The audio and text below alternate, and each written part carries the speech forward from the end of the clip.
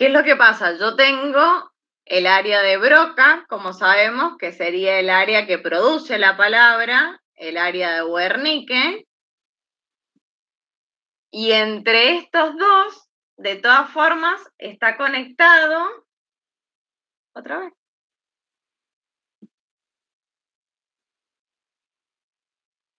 no sé por qué no se graba.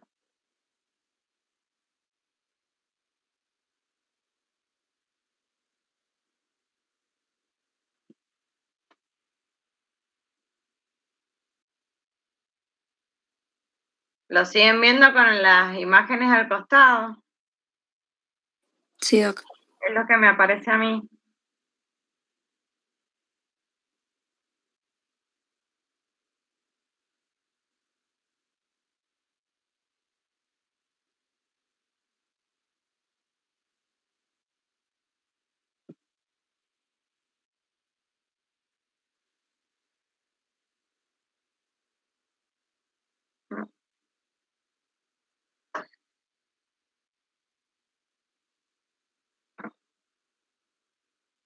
Cuando ponga compartir pantalla completa, porque cuando comparte una ventana por ahí se traba. Espera.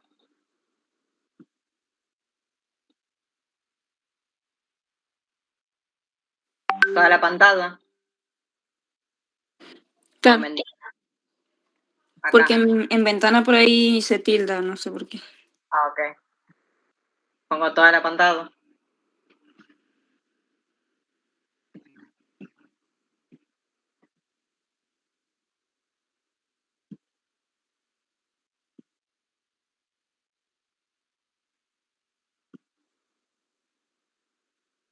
Bien, ¿ahí lo están viendo?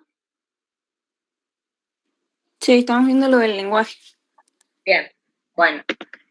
Entonces, acá es cuando pasamos a hablar de las distintas áreas que están interconectadas.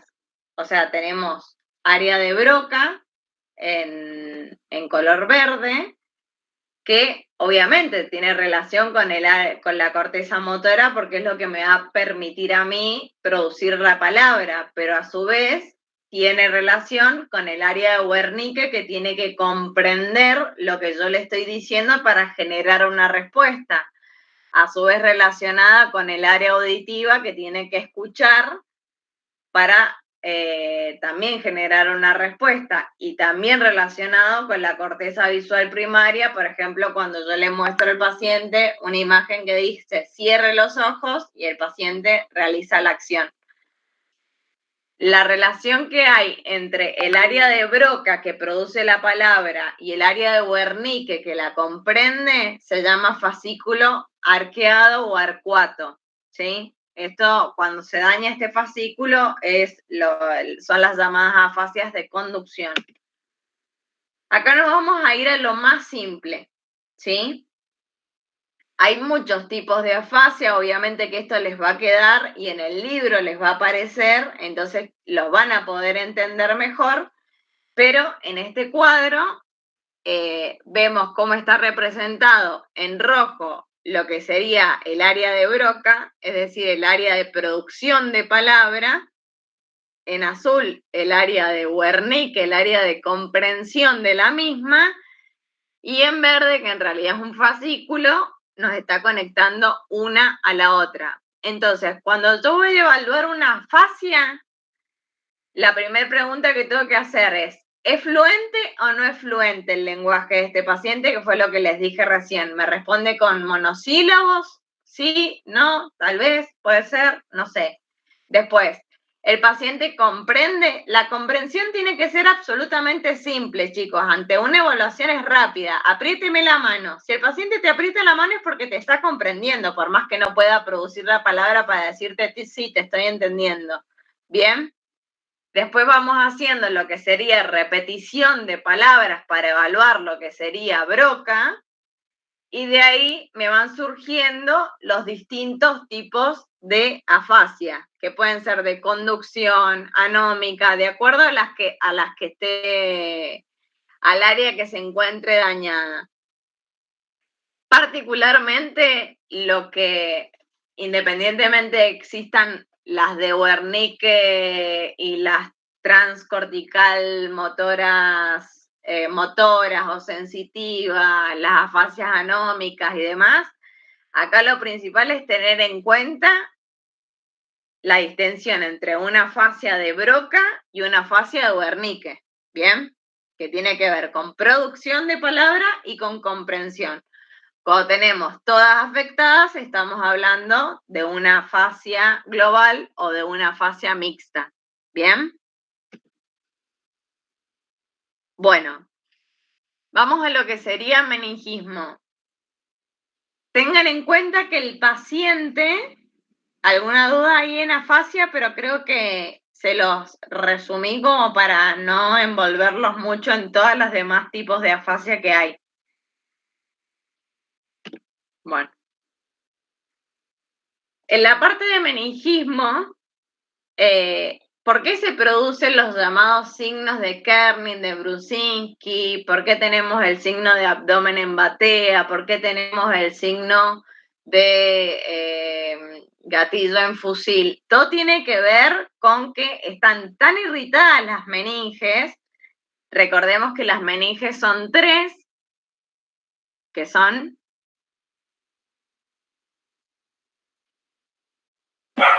Dura madre, pía madre y aracnoides. Bien. Cuando tenemos meningitis, ¿cuáles son las que se afectan? 2. Sácamela de afuera. Las 2 internas.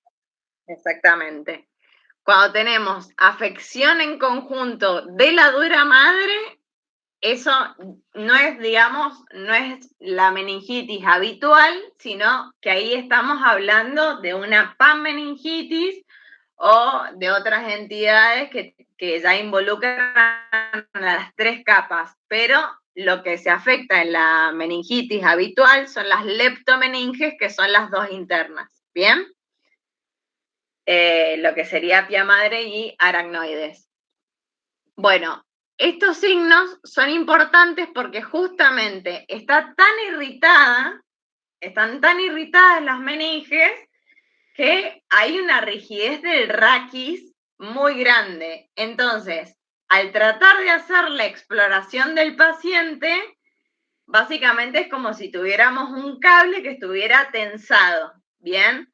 Entonces, al tenerlo al paciente simplemente acostado, yo puedo generar mediante distintos signos, como acá está marcado Brusinski y Kerning, para ver si esta irritación meningia realmente está haciendo que el raquis esté rígido.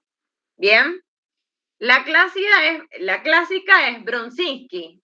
Yo al paciente lo tengo 180 acostado, eso es completamente importante, que el paciente esté 180 grados acostado, y tengo que generar un movimiento del cuello que no va directamente a levantarle la cabeza para ver si está rígido o no. ¿Por qué? Porque la mayoría de los pacientes añosos o con otras patologías, algunas distonías o alguna otra, tienen paratonía cervical. Entonces yo me puedo confundir una rigidez de nuca con en realidad una paratonía cervical que está dada tanto en la parte lateral como también en la parte posterior, ¿bien? Entonces le pido al paciente que deje floja la cabeza, me encantaría tener un muñeco, pero no tengo. Le pido que deje floja la cabeza, movilizo hacia un lado y hacia el otro, tratando siempre de generar maniobras distractorias, porque el paciente no tiende a quedarse quieto. Entonces, a partir de ahí, le pido, pongo la cabeza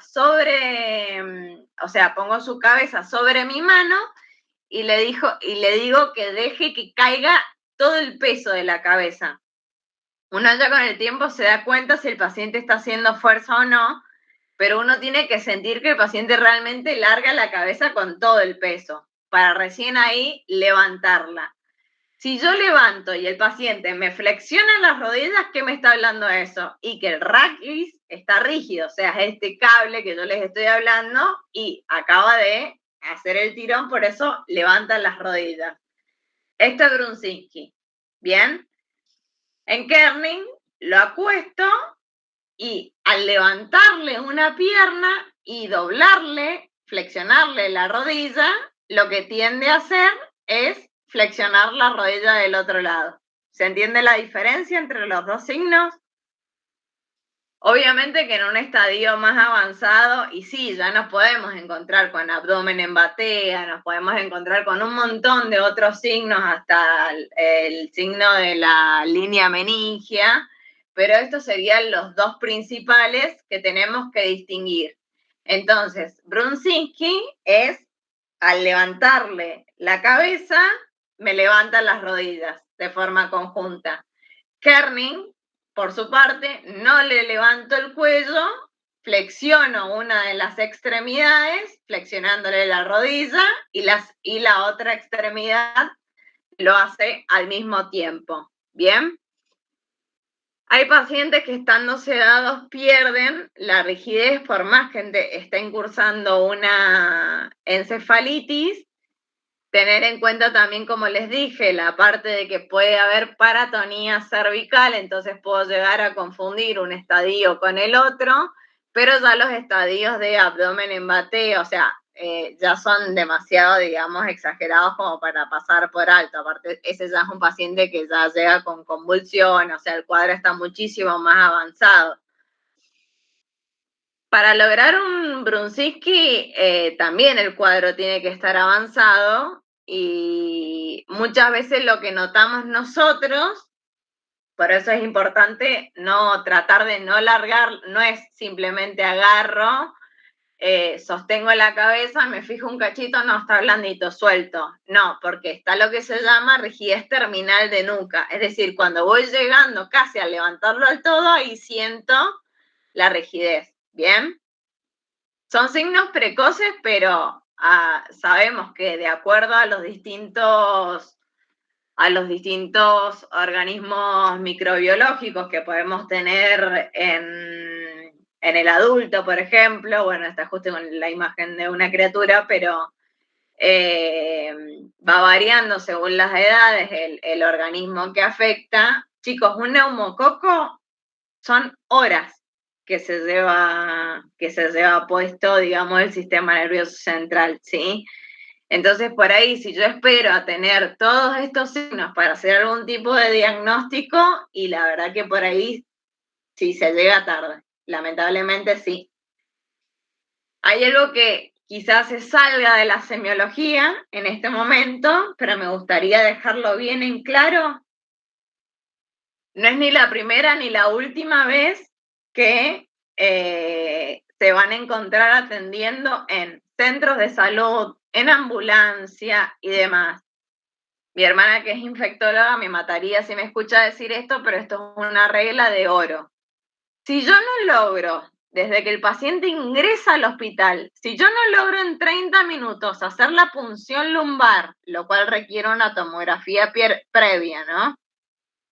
Si yo no logro hacerle la punción lumbar, le tengo que colgar el antibiótico, justamente por lo que les estoy diciendo, de que el paciente después termina en muerte cerebral por digamos, la cantidad, digamos, de horas que haya pasado hasta que el paciente consultó, lo agresivo que sea el germen o lo que sea. Lo que quiero que les quede claro es lo siguiente: si ustedes tienen sospecha de meningitis, y no están en un centro ni para hacer punción, ni para hacer tomografía, no sé, lo tienen que derivar desde un centro de salud o desde la periferia, le cuelgan el triple esquema, ¿sí? Después que vayan a buscar el organismo los infectólogos, pero acá lo que hay que hacer es defender el cerebro, porque en un viaje de 1 hora se te termina de complicar el paciente. Se sale de la semiología, pero esto es algo importante que me gusta recalcarlo, porque simplemente muchísimas veces nos llegan y ya son cuadros que son irreversibles, ¿bien? Pares craneales, estuvimos en la hermosa clase. Igual ahora, bueno, acá tenemos la salida de los distintos pares, acá tenemos los distintos núcleos, que eso igual ya lo tienen en el otro examen que estuvimos viendo, el otro power que estuvimos viendo. Esto ya lo vimos, los trastornos perceptivos. Esto recuerden, revisar la vía visual. No voy a decir más que eso. Doc, Esto lo hablamos. Sí. el paciente que llega, que nos va a hacer sospechar de meningitis, ¿cómo llega? Es un paciente que en general, primero que nada, si es muy anciano, por ahí no te hacen temperatura, pero la tríada en sí de la meningitis es fiebre, cefalea, y es una cefalea que se acompaña de fotofobia, tenemos vómitos, que muchas veces el vómito se confunde con el vómito en chorro, nivel, tiene que ser o del exorcista o no cuenta. No, el vómito en chorro indica que está aumentada la presión intracraneana, ¿sí? Entonces, en un paciente que tiene meningitis no es lo mismo que encefalitis, pero puede que haya una mezcla de ambas, sobre todo cuando ya cruzó, digamos, la parte de ya está cruzando la barrera hematoencefálica. Un paciente con cefalea, fiebre, sí, y vómitos, al cual no le encuentro un foco infeccioso probable, sospecho que es meningitis. ¿Me explico? Más si yo al evaluarlo le distingo una rigidez de nuca y lo tengo que trasladar, chicos, cuélguenle la triple asociación. Esto va más allá, esto es farmacología, pero de esa manera, 1 hora de viaje, 2 horas de viaje desde la periferia hacen la diferencia. Hemos tenido un montón de muertes cerebrales en el contexto de que no se le ha colgado el esquema antiviral antes de mandarlo. ¿Me explico?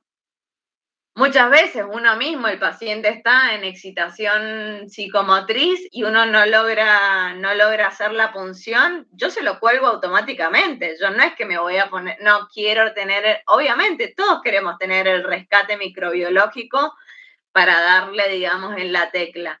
Pero primero que nada está empezar a defender, digamos, al cerebro que está sufriendo en ese momento. ¿Bien? La triada de cefalea. Gracias. Sí. Repasen la vía visual. Esta. Bueno, esto fue lo que hablamos el otro día, visión cuenta dedo, visión bulto, visión luz, las pruebas de contraste, las pruebas de campimetría, las tablas de Snellen, la tabla de Ishihara, el campo visual, por métodos de confrontación, o como yo les había hecho la burbuja ahí de mágica. Me dejó de pasar. Ven, ahí está la tabla de Ishihara. Ven, ese examinador se tapa el ojo. Queda más o menos. No lo haga. Bueno, esta es la vía visual que necesito que se aprenda. ¿Ah? Que es simplemente el recorrido. No se vuelvan locos, pero sepan a dónde va a estar la lesión y dónde tendría que, y cómo se va a presentar clínicamente. Lo de ojo ya lo vimos. De nuevo lo del edema de papila. ¿Vieron cómo se borran los bordes en el edema? Los oculomotores, de nuevo, ya lo habíamos visto con respecto al 3, 4 y 6, que tienen que ver con la elevación también de lo que sería o que se genere la tosis palpebral, y el síntoma principal que iba a ser la diplopía, que recordamos que la diplopía es binocular, la única causa que sería que yo le sigo tapando y me sigue diciendo que de un solo ojo sigue viendo doble, es la fractura de la córnea, del cristalino, perdón. Bien, este está bueno porque es un esquema que te termina diciendo hacia dónde va a generar movimiento cada oculomotor, y lo tenemos en distintos colores. Ya estuvimos viendo un poquito los distintos ejemplos de cuál podía ser el que estaba afectado, ¿bien? Generalmente estos son videos entonces ahí podemos ver cuál es el que puede llegar a estar afectado o no. Pero, por ejemplo, en la imagen de arriba volvemos a ver que hace una excursión completa del sexto, ¿sí? Hacia afuera del ojo derecho, y fíjense que del lado izquierdo no lo está acompañando el tercero interno y le están levantando el párpado con tiene una ptosis palpebral clásicamente. Esto tiene más que nada que ver con lo que sería el fascículo longitudinal medial, pero no les van a dar tanta relevancia en sí en el examen. Para que ustedes tengan en cuenta algo, antes de pasarme a la pupila, tengan en cuenta lo siguiente. Dentro de las áreas de Brodmann, por delante de lo que sería el área 4, después tenemos el área 6, tenemos el área 8, ¿sí? Que está dentro del área opercular. Tiene que ver con el manejo de los ojos, ¿sí? La mirada conjugada. Y esto es importante para que lo entiendan de la siguiente forma. Generalmente hay una confusión porque siempre se dice que, esto está bien, pero hay una confusión con respecto a la otra variante que tenemos. Si yo tengo la mirada conjugada, es decir, miro hacia la derecha, siempre se dice que la mirada conjugada mira hacia el área de la lesión, es decir, ve hacia el ACV. ¿Y por qué se daría esto? Y básicamente porque el área que tengo dañada, lo estoy mirando porque me está funcionando la de este lado. ¿Me explico? Bien, por eso es que en la mirada conjugada yo miro al ACV, pero hay otra entidad que lo hace de forma, que lo hace al revés, como por ejemplo sería en la epilepsia. ¿Bien? Supongamos que yo estoy descargando, si bien he tenido una lesión, tengo un tumor, lo que sea, y estoy descargando en este área, ¿bien? No voy a mirar hacia la lesión, voy a mirar hacia el otro lado. ¿Por qué? Porque la que está descargando es esta. ¿Me expliqué? Es medio difícil de entender, pero en realidad es una contraria a la otra. En el ACV, el paciente, la mirada conjugada, mira hacia la lesión, y en epilepsia es al revés. Tiene que ver con qué área está descargando o qué área está sana o no. ¿Se entendió? Si no, pregúntenme. Sí, Doc.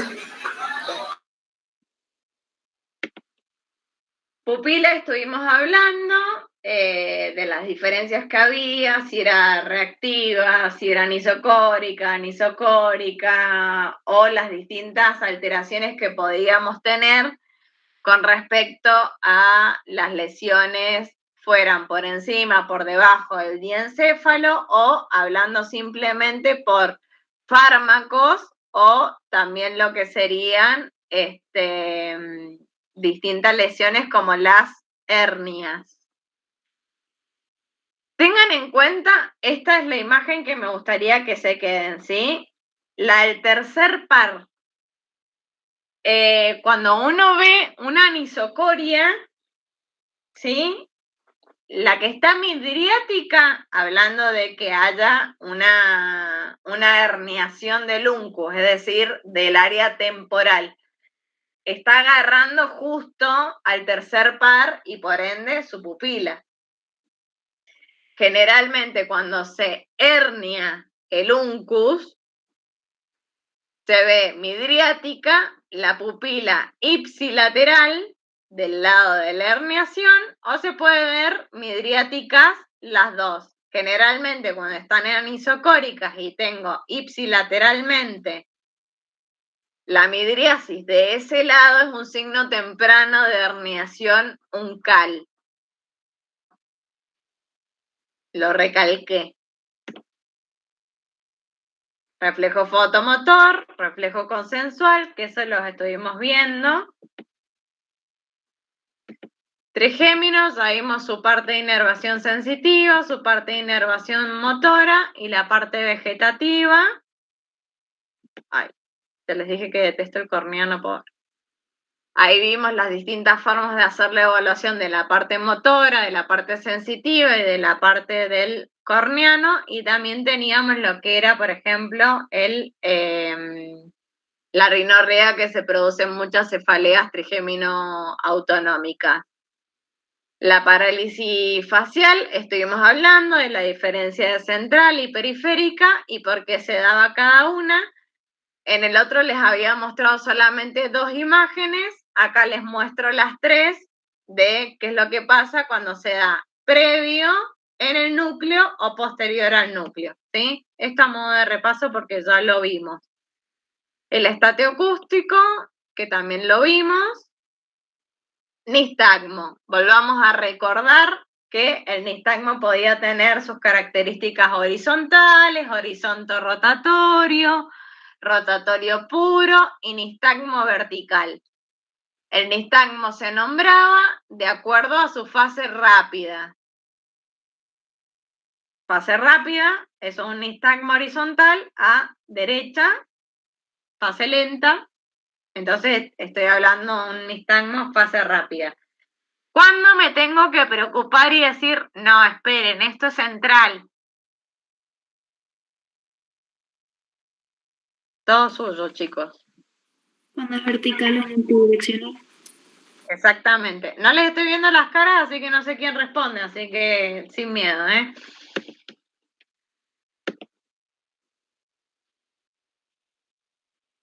Ay, tengo un video. ¡Qué gloria! ¿Ven el movimiento? Es mínimo. Pero es un nistagmo ¿de qué tipo? Vertical. Exactamente. Vertical. Fíjense que es, o sea, hay que ponerse y mirarlo para prestar atención, porque muchas veces pasa incluso hasta pareciera tener un componente medio un poco rotatorio, entonces puede pasar desapercibido, pero yo les dije, multidireccional, vertical, eso, te asustan, es central, hasta que sea muestre lo contrario, porque tenías ahí.